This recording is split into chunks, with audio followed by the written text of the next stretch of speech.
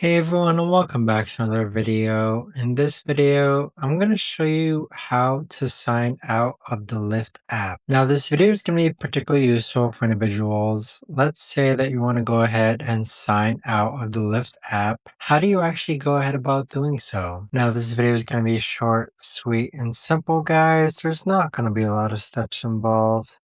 Now, in order to do this, what you're first going to do is log on to the Lyft app. Next, click on You on the bottom right-hand corner. Afterwards, scroll down, then click on Settings. Then on this page here, scroll down, and then click on Log Out. But there you have it, guys. That right there is the best and easiest way that I know of to actually go ahead and sign out of the Lyft app. If you guys know of a better or easier way to actually do this, let me know in the comments down below. I would love to know.